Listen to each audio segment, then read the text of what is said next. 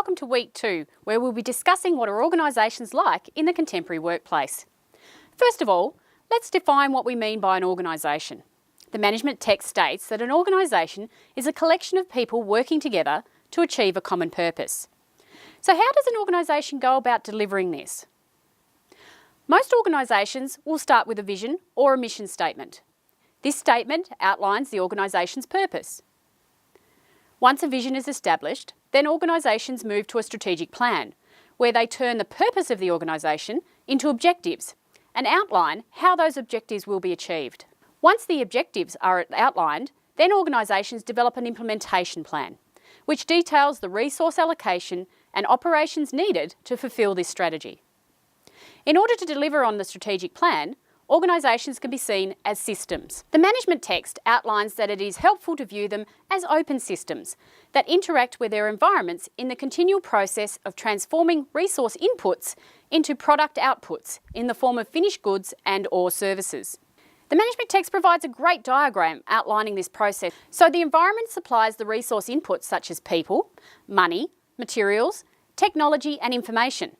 The organisation creates workflows that turns the resources into outputs, and the environment consumes the product's outputs as finished goods and services. Feedback from the consumer will occur and the cycle starts all over again. So what sort of skills will people need in order to survive in the contemporary workplace? The management text outlines the following. Mastery. You need to be good at something. You need to be able to contribute something valuable to your employer. The information coming out of industry now is that people need to have a particular skill they excel at. Being a generalist is no longer as acceptable as it once was. Contacts. You need to know people. Links with peers and others within and outside the organisation are essential to get things done. You will hear the terms networking, stakeholder engagement, relationship management. And all these will refer to the ability for you to develop and maintain meaningful contacts throughout your working career. When I first started working at the university, I was working on a project to see whether there was any market viability for offering an associate degree in local government. And I had to meet with all the general managers and mayors in the north and northwest. As I just left local government, I had all the contacts required to get the project done very quickly. Because I knew the general managers, and when I contacted them, I managed to get into their diaries quickly to get the work done. However, if I had not, during my time in local government, made those connections with other councils in the state, it would have taken a lot longer to get that piece of work completed. Entrepreneurship. You must act as if you are running your own business, spotting ideas and opportunities and stepping out to embrace them. In many organisations, financial constraints are becoming very common. But you can only cut a budget so far before you can't operate at all. So employers are looking for people who will come up with new ways of doing things that can provide efficiencies to the organisation. It is no longer satisfactory to accept that we do things this way because we have always done them that way. We need to be creative in our thought process to see if there is a better or more efficient way to do something, especially with the changing nature of technology. Which leads us to love of technology. You have to embrace technology. You do not have to be a technician, but you must be willing and able to fully utilise IT effectively and creatively. We've already covered this well in the challenges that face a contemporary workplace, but we also need to acknowledge that technology is an opportunity as much as it can be a challenge. It may not always work out how you imagined, but at least be willing to give it a go. Marketing. You need to be able to communicate your successes and progress, both yours personally and those of your work group. Marketing yourself is a hard one for some people, as we come from a culture where it can be perceived as bragging if we try to talk up our successes.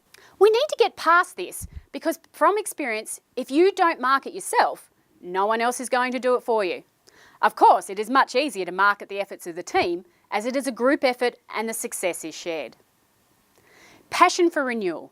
You need to be continuously learning and changing and updating yourself to best meet future demands. You'll most probably hear me going on about the merits of being a lifelong learner throughout this subject, but I believe in it wholeheartedly.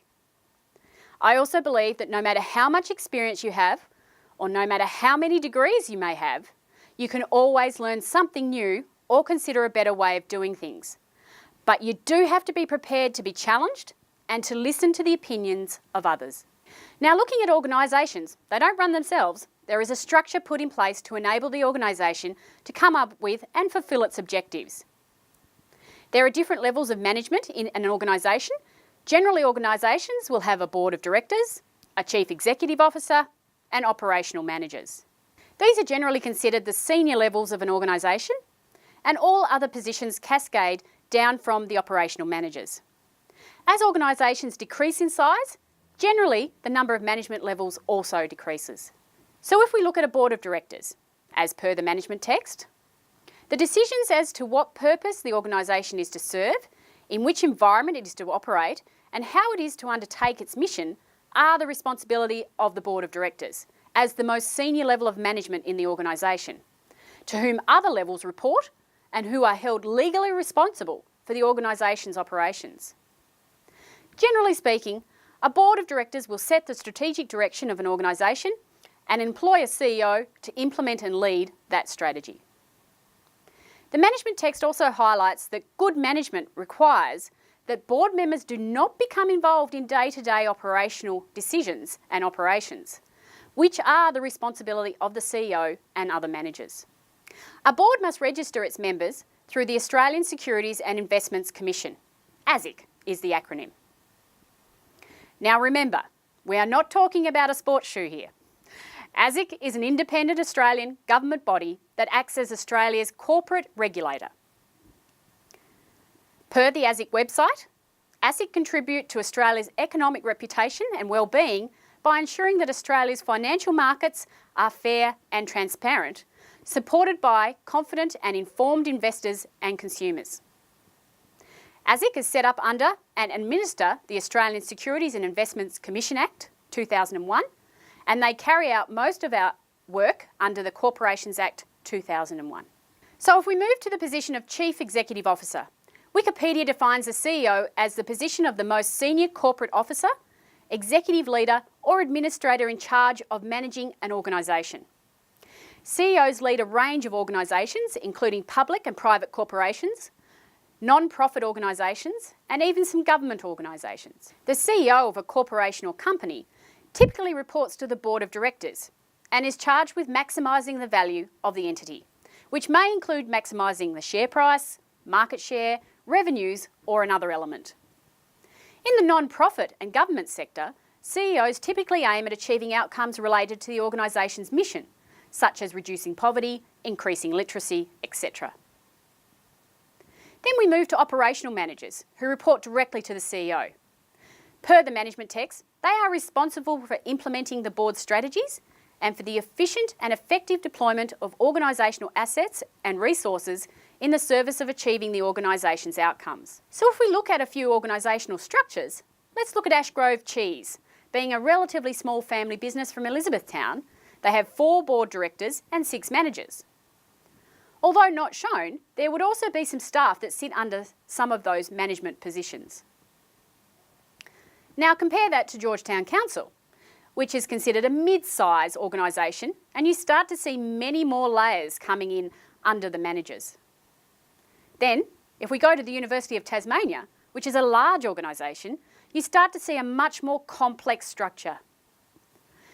This organisational chart only shows the top levels of management, as the departments are quite large, and each department then has its own organisational chart.